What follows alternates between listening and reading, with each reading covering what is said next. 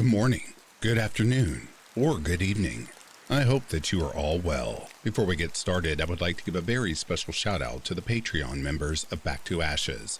Cindy Cleveland, Tavia S., Enderscare Wifey, Samantha, Andale, aka OKV, Tina Mead, Manna Ash, Felicia Scott, and House of Jen. Thank you all so much for joining the new membership. Down below in the description, you will find the Patreon link if you would like to become the newest member of the Patreon membership. As well, if you like what you are hearing, you can buy me a coffee. And if you would like to join the membership of Back to Ashes here on YouTube, you'll find all of that in the description below. Everyone is in for a treat today, as normally I start with small stories and work my way up to the larger ones, but all except for the very first story, all of these stories will be very long. So there's going to be a lot of narration. And with that being said, it is time to go back to ashes. For when we arise from the ashes, we are a bigger, brighter, stronger, and happier person in the morning.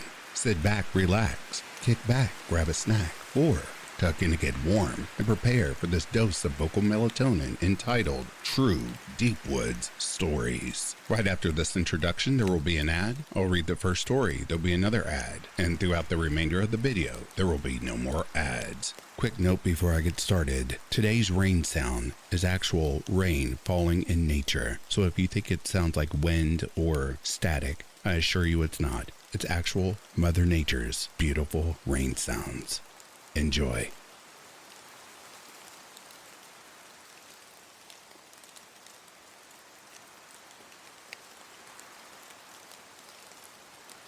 This happened on a backwoods creepy highway road somewhere between Georgia and Florida in the 80s. My family has always been a Midwestern road trip family, since Dad does not like flying. When I was a preteen, we took one of many road trips to Florida, and Mom and Dad both would drive for the entire 24 hours, just to stop to eat and take breaks and get gas. I have always been a light road sleeper and wake up for anything. The reason why this story sticks with me so well is that it is one of the only times I've seen both my parents show signs of being scared, something as a kid I really never saw. In the middle of the night, I remember waking up to my parents talking about something in a concerning tone. The windows were open, since we were far enough south now to be out of crappy November Midwest weather. Once I wake up, they both stop talking, so I sit up thinking they were arguing or something, and that I stopped it. I look out the window and see nothing, just like trees and fields, the moon and electrical poles, but nothing. No houses, no other cars, nothing. I ask where we are, and my mom actually says, "I don't know." So now I'm really like, what the fuck? I say, "Are we lost?" And they both just say nothing. And then I hear music, like our car radio playing, but it's coming from outside. Just loud enough like it's a car next to us, but we're the only car on the road. But not loud enough to make out the exact song, it's just music. And my parents are listening to it too, really quietly. So I say, "Where's that music coming from?" There is a pause, and my mom finally says, "I don't know." So I say, "Is it our radio, Mom?" And my mom says no. And then suddenly, my dad says very, very calmly, "Honey, roll up your window." And my mom practically has a heart attack getting the window rolled up. I went back to sleep somehow, but I had no idea what was happening. All I remember is my dad driving the fastest he's ever driven in his life.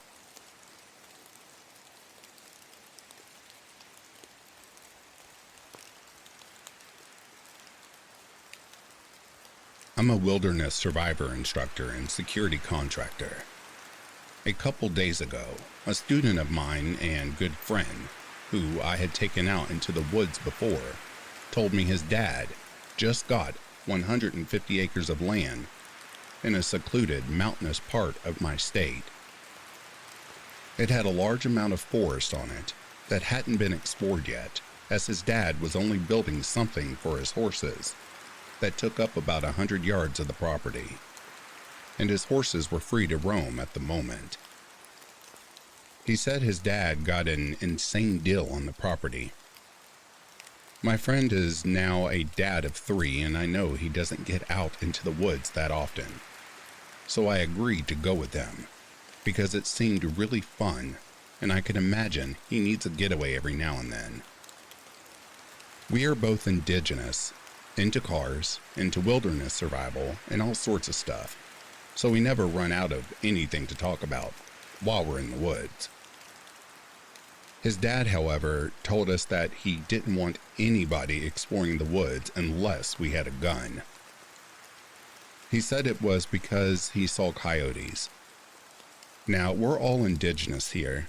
We were raised in the same state. Coyotes don't actually attack people, really. My friend, who we'll call RC, also told me a while back, when he was first at the property, he saw movement in the tree lines that was roughly human size and shape, but couldn't really tell since his eyesight isn't all that good. I brought my AR and a small flint napping kit just for the fun of it, and we set off into the property. We explored a lot of the rolling fields, creeks, multiple natural springs and ponds. Everything felt normal. It was a beautiful landscape. Eventually, we decided to get into the forested part of the property, as it hadn't been explored yet. As soon as we entered the tree line, the entire mood shifted. The forest had an ambiance of its own, very similar to the woods in the movie The Ritual. The woods were gray and dead silent, except for the occasional creaking of tall, tired cedar trees. There was a very small stream running through the center of it, with sand that was black. It felt like we were surrounded, being watched from all sides. It didn't take long before a very putrid stench hit our nostrils. It was the odor of rotting flesh. We decided to follow the smell and found the remains of 3 to 4 cows. We examined the exposed skulls and couldn't find any bullet holes. It didn't appear to me that these cows had been put down. Something killed them, though, and their bones were spread over about 30 yards. There were large indentions in the dirt all around them that were very vague in their shape. We decided to press on into the woods. Now, we were accompanied only by silence, the putrid odor of death, and the sound of our own heartbeats. We kept stopping at the stream as I noticed several different types of tracks. Large coyote tracks and something else that was large, but intentionally avoided the sand, it seemed. We pressed on into the woods until we started to find trees that had been bent over and pinned behind other trees while they were still alive. Something that could never, ever happen naturally. We hiked on and found what I can only describe as a tool made of bone lying on the ground. It was extremely crude, but looked like some kind of scooping tool or knife. It was disturbing because, although it looked primitive, it looked way more primitive than a person would make, but an intentionally shaped tool nonetheless. We hiked on until we found a clearing with a pond that had more large oval tracks surrounding it. On the other side of the pond, we found a very strange little tree structure. It was an A-frame. It had rocks placed up against it. However, it wasn't that sturdy, and the rocks were very peculiar in their placement. We found no signs of any campfires around it. We found no camping trash. This isn't exactly a place you could hike to from a house. I photographed and made a video of the little hut thing. It was getting dark, so we decided we should head back. I had a flashlight on my AR, but I didn't want to rely on that, in the dark, with something that kills cows and makes tools out of their bones, somewhere behind us. We made our way out of the forest and back to where the trucks were parked, just in time before it got too dark to see. As we were leaving, we saw something on top of one of the hills that we couldn't really identify, but didn't stick around to find out what it was. It's worth mentioning the previous owner began construction on something on the property, abruptly halted construction and left. No notes, no letters, no phone calls. He just simply vanished.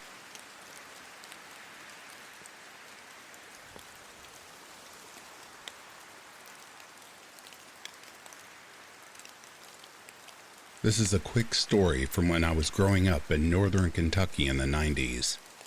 I would have been right around 10, maybe a little older. I'm in my 30s now, but I vividly remember this happening, and I still think about it all the time. My best friend lived with his grandparents for a bit on several acres of land in Walton, Kentucky, and I spent almost every weekend there. They never really did much with the land. It remained relatively cleared out. There were no farms or structures on it.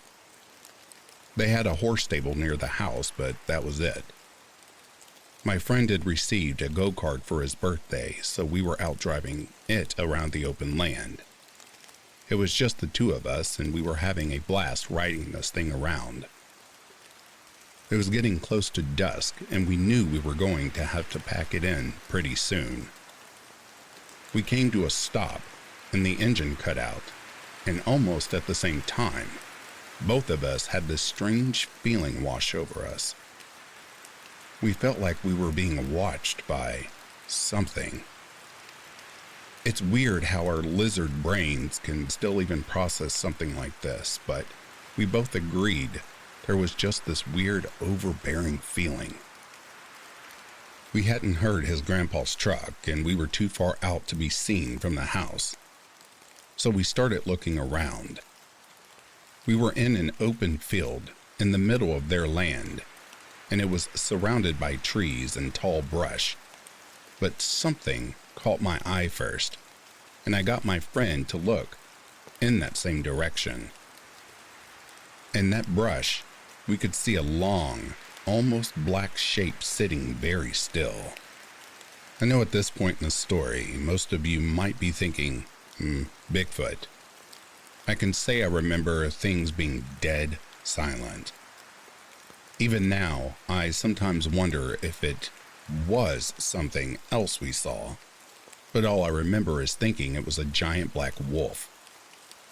I would guess it was maybe 200 feet away from us, and it was sitting perfectly still. But to me, anyway, it looked furry. I couldn't make out any other features like ears or eyes, but I swear this is what I think was watching us. It's like when you see a cat getting ready to pounce. That was what it felt like. We were both getting really spooked by this point. The sun was getting down behind the tree line, and one of us was going to have to jump out and pull start the engine back up. We were whispering about what it was that was watching us. Honestly, I forget which one of us jumped out and started the cart back up. But when we looked back at where the black shape was, it was gone. The go-kart didn't have lights, so we drove as fast as we could back to his grandparents' house, and we told them what we saw. His grandpa said we probably saw a coyote or maybe a boar, but this shape was long and low, and I don't know. Coyote just doesn't sit well in my head with what I saw. Not to mention it was pitch black and furry. Every few years I think about this story, and I've read that there are no wolves in Kentucky anymore. I think I've just convinced myself it was a coyote or something, but the memory has stuck in my head all this time. Nothing else ever happened on his grandparents' land, aside from a really bad car accident a few years later, and some missing chickens again. Coyotes would explain that. Every once in a while, the horses would get really riled up at night. We would go camping on the land and fishing a lot. We had a lot of fun around there. Anyway, that was my little short spooky story. What are your thoughts? Do you think it was a wolf, coyote, a boar, or maybe even Bigfoot? To this day, I still don't know. I think I'm still convinced it was a wolf.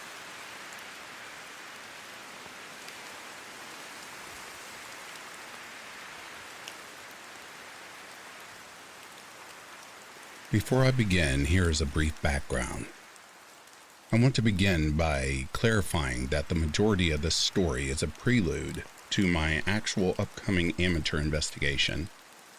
What I'll be documenting in the story is essentially a compilation of stories that I've been told, some retellings of others, and also what little I've already checked out myself. I will not claim validity to any of the accounts I'm about to give you. All I can be certain of is that I trust dearly the person from which I continue to get a lot of these stories, as they are the mother of a close friend I've known for over 10 years. Honestly, some of this stuff gets a little weird for belief, but I intend to put that to the test however I can very soon. The place I call my hometown, and current town, is a Kentucky county comprised of old coal mining towns that, at one time, had a bustling economy. A little place called Arlington, Kentucky. Unfortunately, coal mining died a slow and painful death, and so is my home. This saddens me greatly. Arlington is one of the most beautiful places I've ever seen, nestled into the heart of one of the oldest mountain ranges on Earth.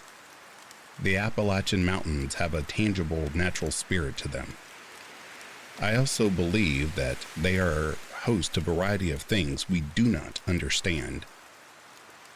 I, along with my girlfriend and roommate, often hike on old trails around the county in hopes of finding interesting sights to see. We are always looking for somewhere neat to hike far out in the sticks. I had a friend of mine ask some of his work buddies if they knew of any rural pathways to test out. One of them mentioned that his father had hiked a path ascending a mountain beside what we call the old lake, and that the place scared him to death.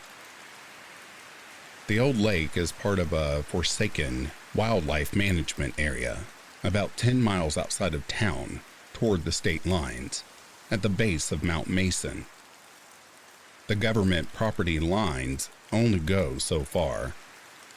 Beyond that is private land owned by a local wealthy family, presumably abandoned as well.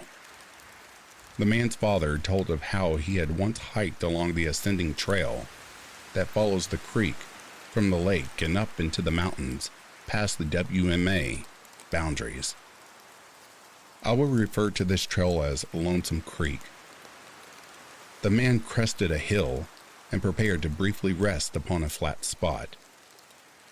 He quickly took notice of a shady campsite that had evidently been set up on the flat for some time. The site was unremarkable at first glance. Nothing there but a fire pit surrounded by wooden chairs. But he could just barely see something else beyond the tree line. It looked as though someone haphazardly poked big sticks into the surrounding forest. A closer look revealed that what he was looking at were pikes, staked into the dirt and adorned with severed cat heads. The man's hair raised up as he felt something out there, laying its eyes on him. He quickly put distance between himself and Lonesome Creek, and never again so much as visited the old lake. After hearing this story, it dawned on me that I had been told something similar years ago. This story, too, implied possible ritualistic activity on Mount Mason, As it goes, a mutual friend and his cousin had taken their ATVs on Lonesome Creek at night. Sometime into their ride, the pair spotted a makeshift sitting area right in the middle of the trail. It was shabbily constructed with a few chairs, as well as something like a preacher holds his Bible on. I think they were talking about a pulpit stand. Even more frightening was a recently doused fire in front of the said pulpit. Someone had been there just before they arrived. The two riders killed their engines and unseated themselves, looking around the ridge with their flashlights. As the silence soaked in, they could make out faint voices just beyond some trees on a steep incline near a ridge. Needless to say, they didn't bother shining their lights and left in a hurry. They probed no further. Remembering this incident was enough to have me look deeper into this harrowing mystery. The occult aspect of Appalachia has always intrigued me. Everything from folk magic to the blackest of practices pervades the history of the hill folk and their predominantly Scottish-Irish ancestors, whom immigrated long ago. In the spirit of curiosity, my girlfriend and I took a midday ride up to the backside of the old lake, opposite from the frequented dockside where families boat fish. The road was in rough shape, and upon arrival, it was obvious from the massive amount of trash that the Department of Fish and Wildlife had long abandoned this WMA. We walked up the seemingly well-traveled path against the downward stream of this titular creek. After reaching the marked end of the WMA, approximately a half a mile in, we decided it was wise to go no further. The sheer seclusion of the place pulled me in, but I needed to take time to plan carefully and gather up a few willing folks to walk along the old Lonesome Creek Trail. A quick check of Google Maps confirmed the garbage-ridden lakeside to indeed be the bottom of the trail. The path appeared to follow the creek up to a massive rocky ridge that wraps around the side of Mount Mason, leading to an overview of the newer, larger lake a few miles over. Finding out where to go was simple enough. I suspected that getting there would not be as such. Exploration. The following Saturday, I managed to gather and prepare 4 of my friends, with which to set out to the old lake. 2 of us came with firearms. The other 2 brought knives and mace. Confident yet anxious, we left the dirty lakeside and headed up parallel to the creek. The lower part of the trail was lined with large jutting rocks that formed caves below and continued up the mountainside. These enormous jagged pieces seemed to have fallen long ago from the massive ridge above which topped Mount Mason like a crown. Past the caves and closer to the lowest part of the ridge, the trail aligned into a rocky old creek bed, now diverted and empty. We stopped to rest at the bottom of a switchback, now at high enough elevation to be cradled by a lower portion of the ridge overhanging the trail's connecting elbow. After some respite under the stone's shade, we began our ascent to the top. The path soon wound away from the creek and continued to repeatedly switch back and forth up the side of a steep, stunningly green hill. Studded into the landscape were small scattered stones lain upon by long-fallen trees, all covered in moss of a believably ancient color. From this point on, the trail was faint but identifiable. Despite the trash at the trailhead, this high-up forest looked absolutely untouched. After mounting the hill, we wound through thick growth made of tree I had never seen. Low-hanging branches of a round profile surrounded the thin trunk, appearing like a cross between a weeping willow and an acorn tree. Besides that, there were quite a few other types of foliage I had never seen before. Once atop the hill, we finally checked in on Google Maps to see how far along the trail we were. To our dismay, we were pinpointed way off the trail on the map. This startled me considering there was only one visible trail along the whole path. What was even more startling is that we ended up on a trail not listed on Google Maps. Admittedly, this wasn't too worrisome, since the pathway was fairly defined despite not seeing much action. We assessed that we should make the best of the situation anyway, and press on a little further to make good use of the remaining daylight. Google Maps showed that we were near a rock crawling and ATV tourist attraction on the state line called Hole in the Rock, a wagon tunnel that cut through the mountain's crown near the top. However, the last and only check-in for the area was 5 years prior. Apparently, we had found ourselves on an old wagon trail stretching from our side through the tunnel and into the next on the other side. The place was really old for sure. Exciting was the notion of trekking through an archaic commerce road, passing over the old Native American land of Mount Mason. Interesting stuff. We resolved to find the wagon tunnel and descend before dark, but we did not make it there in time before having to turn around. I'll go ahead and tell you that nothing exciting happened, about which I am both disappointed and relieved. After hiking back down without incident, as expected, we left behind the old lake. It was hard not to dwell upon the chilling isolation felt at Lonesome Creek. The land was empty and quiet, not at all marred by frequent travel. I'm deadly serious when I tell you that this place had a very different energy than your typical nature trail. It evoked an unsettling combination of serenity and oppression. I found it to be the perfect place for strangeness in the primordial wilderness. Lonesome Creek seemed as isolated from the rest of Arlington as Appalachia is to the rest of America.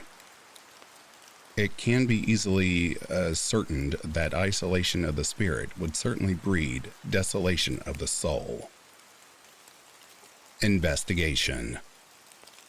Yesterday, I rang up a lady, we will call her Marla, whom I have known for quite a long time. Marla has been investigating the weird and wild for almost 20 years and has written a few books about local Kentucky myths, folklore, and paranormal stories. She has, with her own resources, even helped find the identification of an early 20th century cold case victim.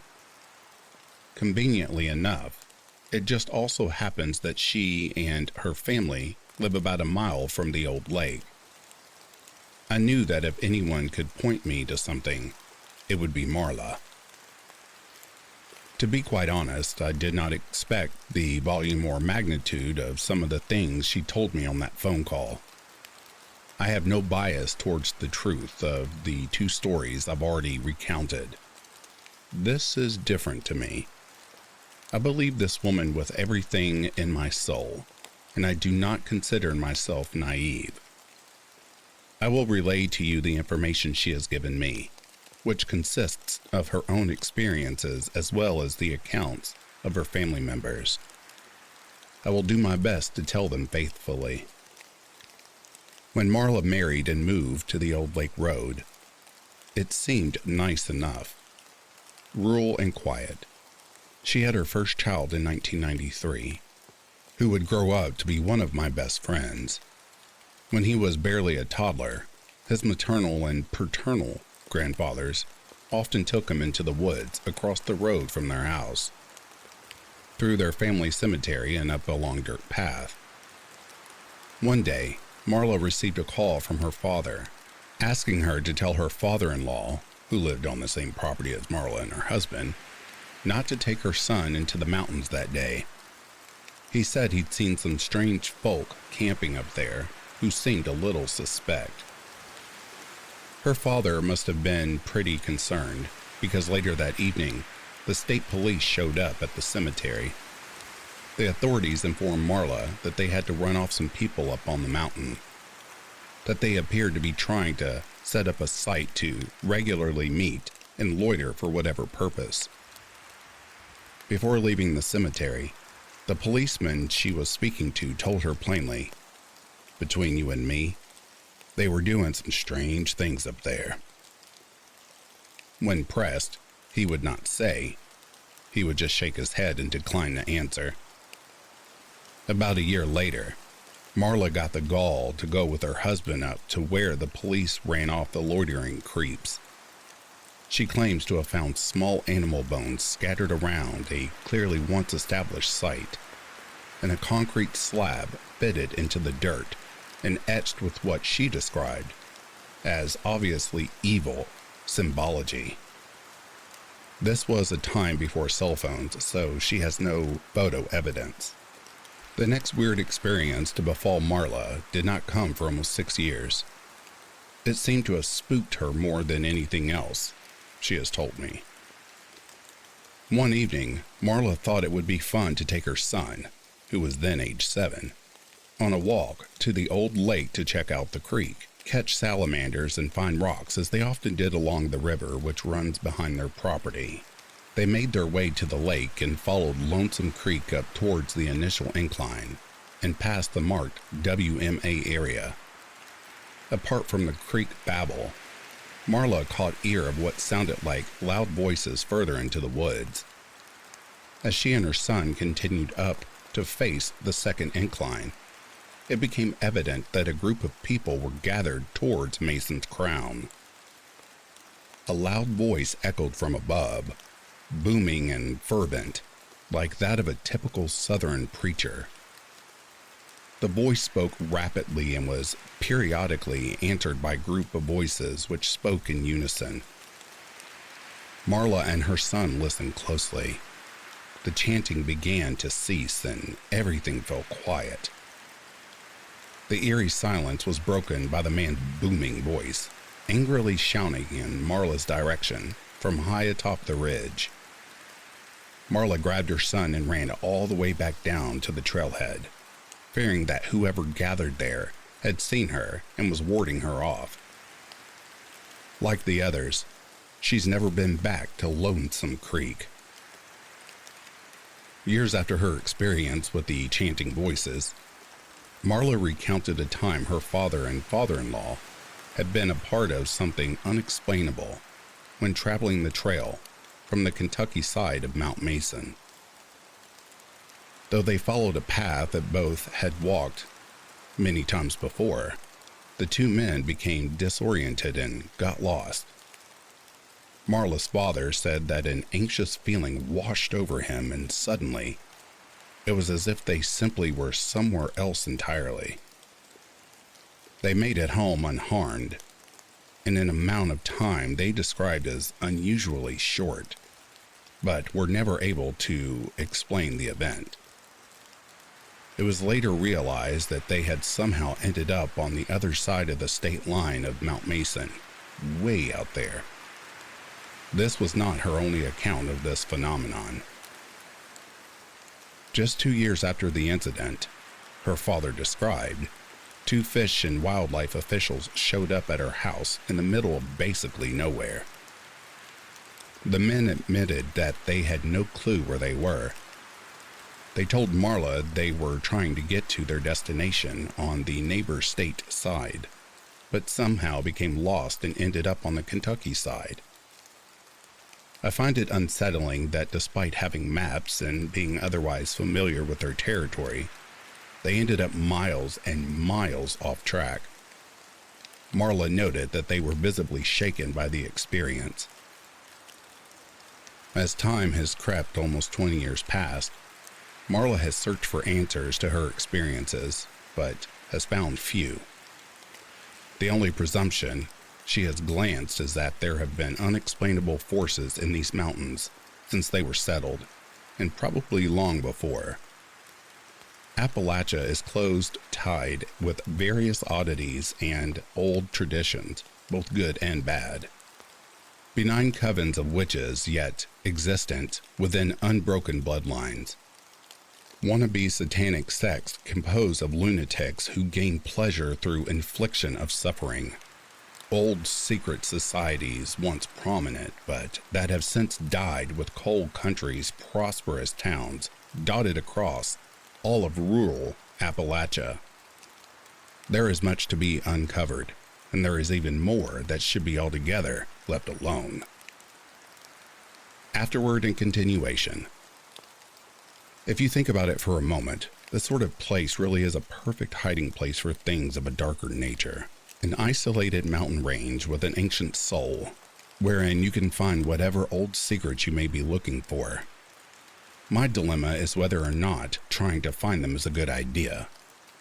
The things I've written are the only bits of information that Marla has given me, relevant to the ill air at Lonesome Creek and Mount Mason. There is much more that she has shared with me regarding other areas in Arlington and surrounding counties that I will share at a later time. I fully intend on going back to follow the stream of Lonesome Creek itself up the mountain and onto that ridge. I want to be fully prepared to investigate the secrets of the creepy old wagon trail, where dark things surely take place. Interestingly enough, I have discovered that a wealthy old family in Arlington owns the suspect property along the ridge. Maybe next time we will find the path to get there. Marla and I are supposed to meet up in person in the next coming weeks so that I can write down more of her stories in better detail. Stay tuned for more.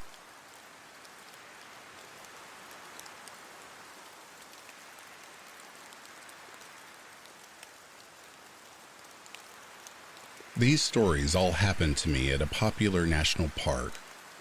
They are true, and while they might not be the craziest stories out there, I find them of interest. Story number 1. The first story starts with me trekking into the desert on my own. I am in my mid-20s. I started to camp and hike alone quite a bit. And when I hiked, I would seek as remote a location as possible. I'm a 5'5" petite female, and honestly made some dumb decisions, wearing headphones while wandering terrain alone. But I had a lot of fun and have since gotten smarter about handling myself in the wilderness. I had hopped in my car and headed to the desert, as I so often do, and picked a spot to park where there are no cars, tourists, people of any sort, grabbed my pack and headphones, and excitedly hopped out of the car to go off and explore and climb some rocks in the distance. I'm feeling good until I get not even a mile out and I see this huge bullet in the dirt. My dad, who is law enforcement and was National Guard later, said the way I described the size, it had to be from a grounded gun, and there was no way someone could just walk through the desert with this weapon. Something about it unsettled me, and I didn't know if I should bring it to the ranger or what. I felt weird taking it with me, so I ended up awkwardly burying it and moving on. For whatever reason, it put me in intense unease. I felt jumpy and jarred, none of the usual relaxation I have on my treks. A few steps later, I hear the weirdest noise I have ever heard in my entire life. It was this high-pitched buzzing or electric noise that just encompassed the space around me.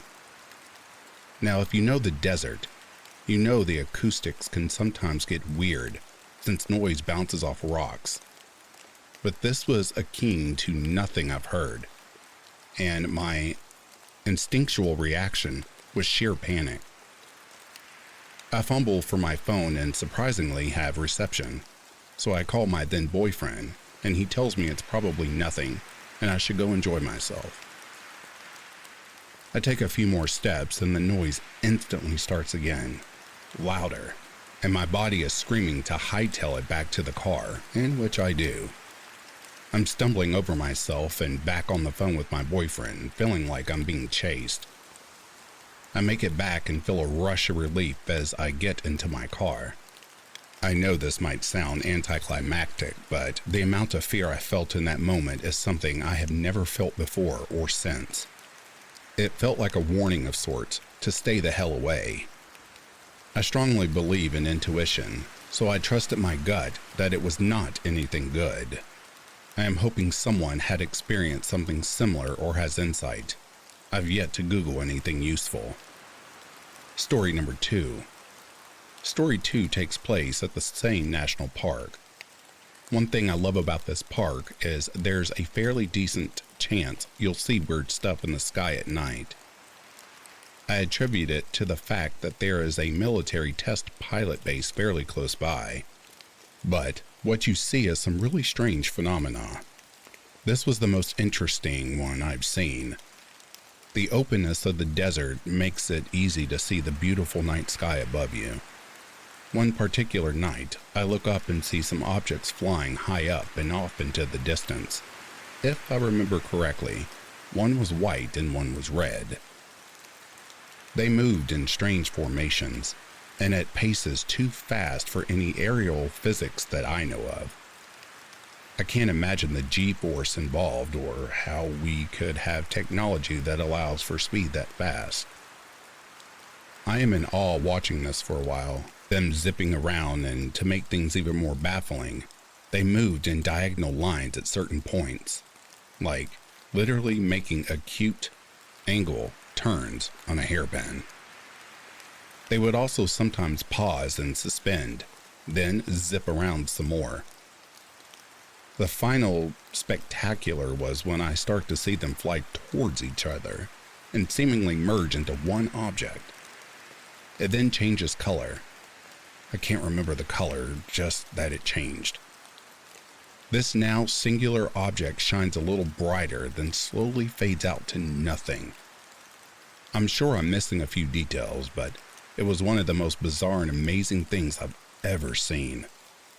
Again, I'm guessing it's military related, so either they have some crazy aerial technology or they are in cahoots with extraterrestrial. Story number 3. The last story is more of an annoyance. I found some rocks on a main trail where someone had performed some ritual, which I'm not necessarily against the occult, but there was what looked like blood there, and that I was absolutely not okay with. Probably some dumb kids trying to be cool. But anyways, I love nature, and the desert in particular holds a very special and magical place in my heart.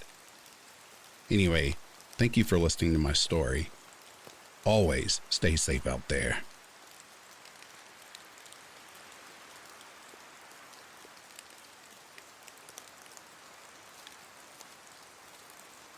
My friends and I decided to go camping one spring break. We had planned a week in advance, and as the day got closer, the weather got worse.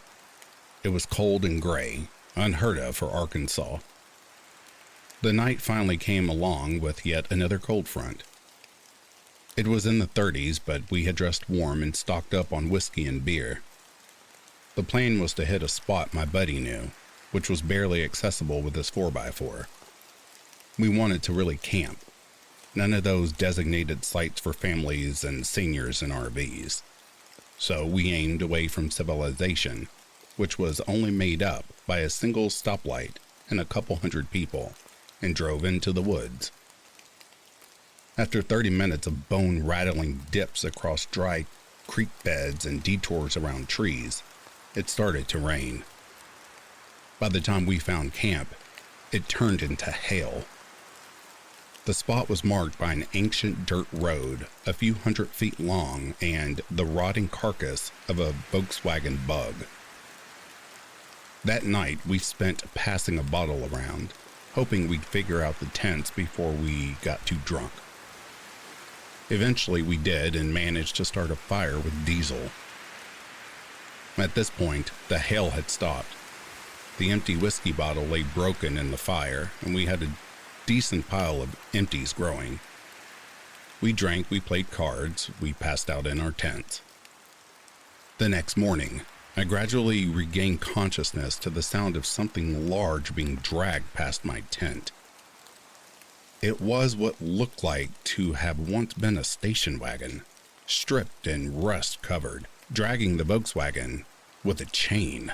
The Volkswagen had been there for so long that the floor had rotted out, and roots had tied it to the forest floor. They lay scattered in the wake of the wagon. A woman was driving. A man beside her and 3 shirtless kids sat in the back where there used to be seats. The man stared out the window away from us the entire time. The children had dirt smeared on their faces, which illuminated their glassy 1,000-yard stares. It's the look of crushing poverty, and you're probably only seen it in pictures. It exists in war-torn countries, the projects in inner cities and the deep south. So deep that the old gas station back in town, a place you'd probably jokingly hum the Deliverance theme, that was the city to these people. She spoke in a deep nicotine and whiskey-soaked drawl. "Y'all come from the city to do some camping. Well, reckon that's fine. Long as you ain't getting into no drugs. Y'all ain't doing drugs, are you?" We actually weren't. "Just drinking then? Hell, I like a drink now and again my damn self. That's fine. That's just fine. Want to know how I knowed y'all was here? Seen them black helicopters flying around?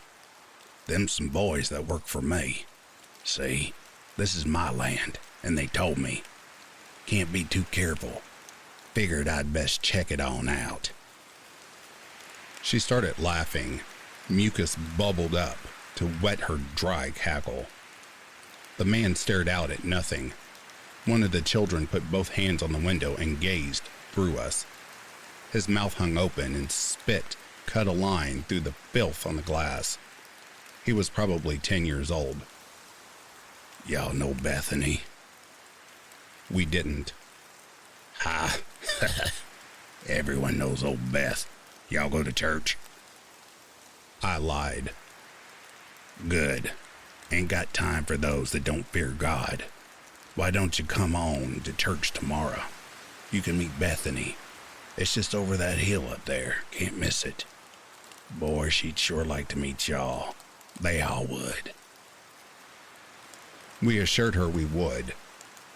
She drove away into the trees, slowly dragging the Volkswagen. As soon as she left, we all looked at each other and started laughing. It was just nerves. There wasn't anything funny about it. We all have the remnants of a primitive warning system for danger. It's been eroded for living safe and civilized, but every once in a while, it goes off and you obey it without a question. Something is wrong. It started before she spoke, when I looked into her eyes.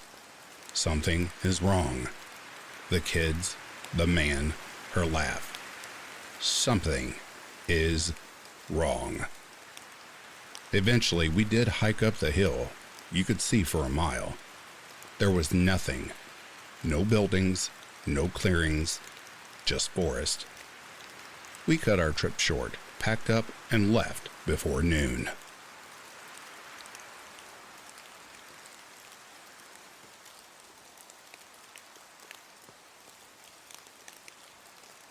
I go hunting in southern Illinois on property that my family owns. The place is my second home, and I've spent countless hours exploring all around every inch of it. Caught all the fish in the area, hunted every legal game, and spotted the rest.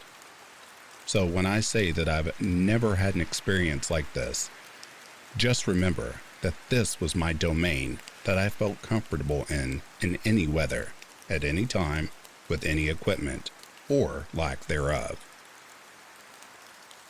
2 deer seasons ago, I had pulled into the farm at probably about 4:40 in the morning. November, so at least 2 hours till sunlight. I pull my stuff out of the truck and walk into the woods. I have my shotgun and a revolver and knife on my belt, an elbow light clipped to the front of me, a thermos of coffee, and a backpack with a book and a couple other things for cleaning my deer should I get lucky. so I walk off the drive and into the woods. The tree stand I'm going to is less than a mile away, but through some dense second-growth forest and down a rather steep hill, across some bottoms, then a lung-burning steep climb up to another ridge. I always dread the hike, but it's a good spot, so I often do it. I make it down to the bottoms, slush through the icy muck, and get to climbing. With my flashlight clipped to my chest, I keep needing to physically turn my body to throw the beam around and see trees that I recognize to determine my path. This, of course, always gives the forest a horror movie vibe, even on the best of days. The leaves and underbrush are encased in frost, so every one of my steps comes with a solid crunch, no matter how quiet I'm trying to be. This time, though, I noticed there was more noise than usual. Something else was crunching close by, too. I walked about a quarter of the way up the hill, listening to my company the whole time, seeming to stay the same distance away as I moved. Naturally, I think to myself that I'm going to have a quick hunting day, so I plop my ass down next to a tree. Can't shoot till first light, but I'm hoping if I stay really still, whatever I'm hearing, will lounge around until then. So I click my light off, unsling the shotgun, and lay it over my knees to wait. Except I don't hear shit now. Whatever it was must have been spooked by my flashlight spinning all around as I sat. I still sat a bit, sipping some coffee to make sure, but gave up after 15 minutes or so of deaf silence from the forest floor. I probably didn't make even 4 steps before the second moving thing starts again. At this point, I'm still not freaked out. I stay facing the way I am and flip the light off again and sidestep behind a tree.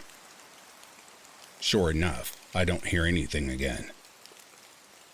2 minutes of sitting there, frustrated, before I start moving again, and my friend does too. This is when I started to get freaked out, because I worked my way up the hill, stopping to turn and look every so often. When I stopped, the sound would go on for just an infinitesimally longer amount of time than my own steps, like something seeing me stop and doing its very best to stop before I heard it. This happened no less than 4 times, and by now I'm sweating bullets and freezing cold, because I'm sweating bullets in the middle of winter. I abandoned my thermos near a tree so I could hold my flashlight and my revolver at the same time. The last 100 feet or so to my stand was done backwards so that I could be facing the noise and, in theory, keep it from moving. And I didn't hear shit again after that. I got up into my stand and smoked like 5 cigarettes in a row. It gave me a sense of security being up in a tree behind camouflage. Still, I only hunted for like an hour of daylight and went back early, and I wasn't moving slow heading back to the truck, even with the sun shining bright. I haven't told my family about it because they wouldn't believe me, but damn was it freaky. The sound and when it decided to happen felt very human, which it likely was, as poachers and trespassers occasionally wander onto our property. Still, ever since then, when I go hunting, I'm much better about letting people know where I'm going and for how long.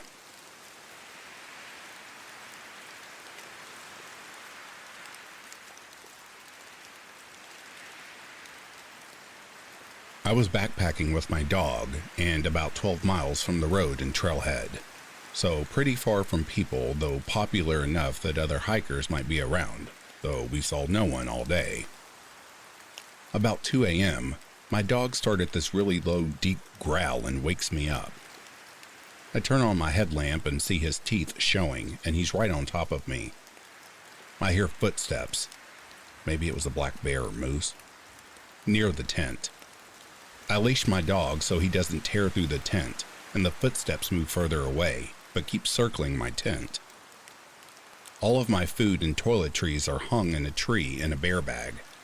Nothing in the tent to draw a bear's attention. I clap my hands. Something is still slowly circling. Not something a moose would do. And a bear might if he wanted food. But I've got nothing and a really big dog with me. I decide to step out of the tent with the leash in one hand and bear spray in the other, yelling, "Hey, bear."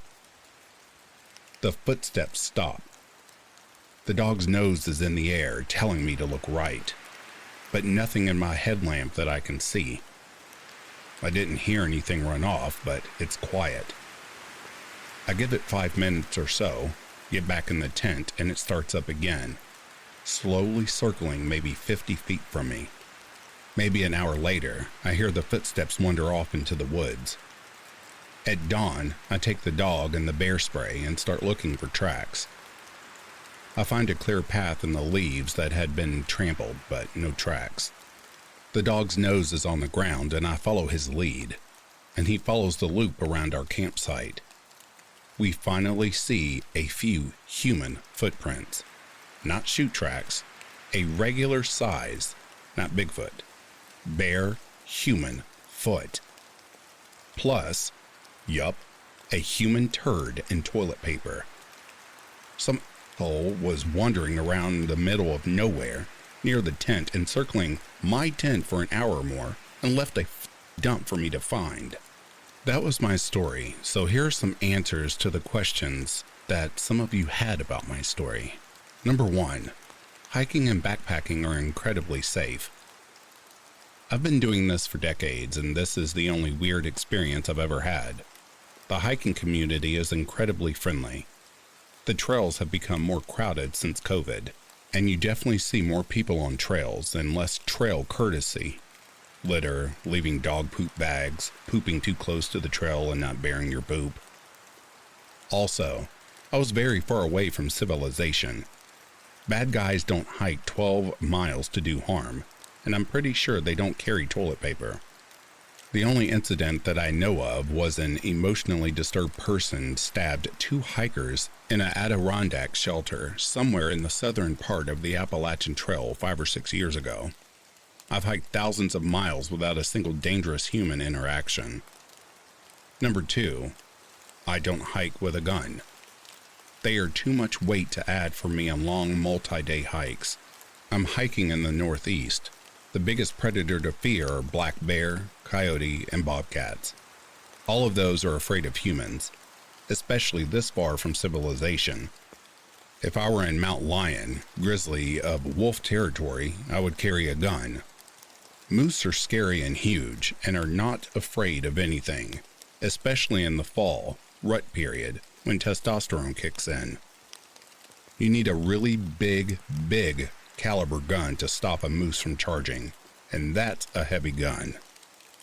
I've crossed paths with a moose 3 or 4 times, but they are so big, you can usually hear them crashing around long before you see them. I've never had a stare down, but my plans have always been that bear spray would disorient them enough for me to find someplace safe. The biggest predator? Humans, but see point 1 above. Number 3, what I think happened. Much as I'd love to say it was a young Sasquatch, a skinwalker, or a Wendigo, I'm guessing it was a disoriented backpacker that left their tent to crap and got confused. I was hiking a somewhat popular long loop trail, and I believe someone was probably hiking the opposite way. Had stopped to camp somewhere on trail ahead of me. I was backwoods camping, not at a campground. Regulations are that you need to be 200 feet off the trail and into the woods to set up camp. So they would have been a regular quarter mile ahead of the trail, and I wouldn't have known unless they were nosy or smelly enough for my dog to let me know. The most likely explanation is that they were heavily under the influence, got up to crap and got lost on their way back to their tent and found my site. They approached my tent and realized they were wrong and tried to find their way back to their camp. Then they heard my dog and me yelling to scare off a bear, and either thought we were a risk to them or too lit to answer back. The circle around my camp was several hundred feet, and my tent wouldn't be visible for most of the loop. I was camping between several spruce trees. Number 4. I didn't get back to sleep. I couldn't get back to sleep. It was late September and sunrise was around 6 a.m. When we found the poop pile, I realized I really didn't think there would be anyone nearby, as we were in a very tough area to get to, requiring going over 2 mountain summits for my direction, and 6 other mountains in the other direction. The total hike was about 40 miles, IIRC. We were going to be out for 3 nights and 4 days. After I realized it was a human, my first assumption was that there was a lost hiker. I texted a friend that does search and rescue in the area to see if there were any reports of lost or overdue hikers. If there had been, I would have had my dog try to follow the trail to see if I could have found their campsite. As no one was missing, we broke camp and went on our way. Number 5. Yes, he was the best dog ever. I lost him about 5 years ago. I know that dog would die for me. Several years after this incident, I got diagnosed with cancer. Just a quick update, I've been in remission for several years and things look good. This dog was so in tune with me that he knew how shitty I was going to feel before I did.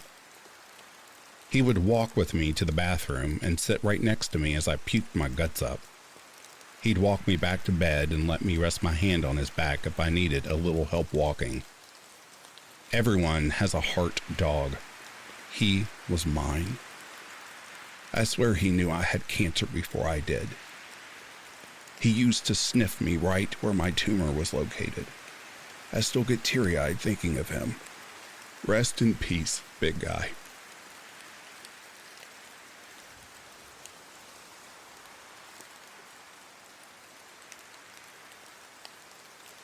And that, dear listeners, is the end of these true deep woods stories. I am so sorry about the last story. It got to me when I was ending it.